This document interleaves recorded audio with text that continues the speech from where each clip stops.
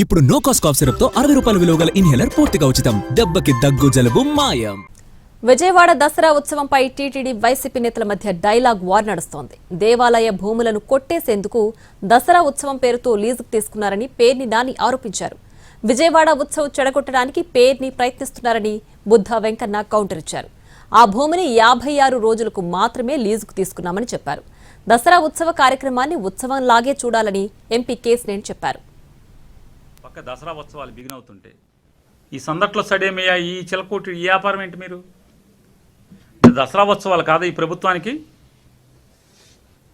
అంటే దసరా ఉత్సవాల మీద ఫోకస్ కంటే కూడా ఈ గొల్లపూడిలో ఈ ఉత్సవాలు చేస్తారంట. అంటే దసరా ఉత్సవాలు గాలికేనా? లైన్లు గీన్లు భక్తులు ఏం పట్టించుకోరా? ఇదేంటి అమ్మవారి ఉత్సవాలకు పోటీగా ఉత్సవాలు ఏంటి? ఇది ఎక్కడ ఉత్సవాలు?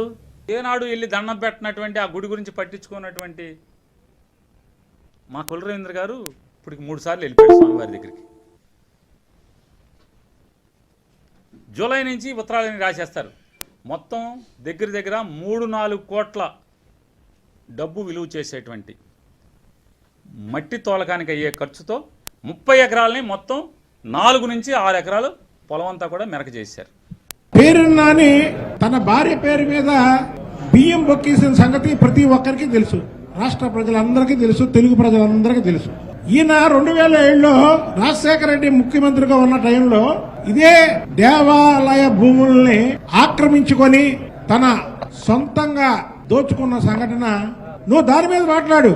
దేవాదాయ శాఖ పర్మిషన్ తో, గవర్నమెంట్ డిపార్ట్మెంట్ పర్మిషన్ తో, గుడి కమిటీ పర్మిషన్ తో, అక్కడ ఉన్న రైతుల పర్మిషన్ తో గుడికి ఎన్నడూ లేని విధంగా చక్కటి ఆదాయం కల్పించి అందులో 54 రోజుల్లో 45 లక్షలు ఇచ్చి అక్కడ సొసైటీ వాళ్ళు అక్కడ స్థలాన్ని అద్దెకి తీసుకున్నారు.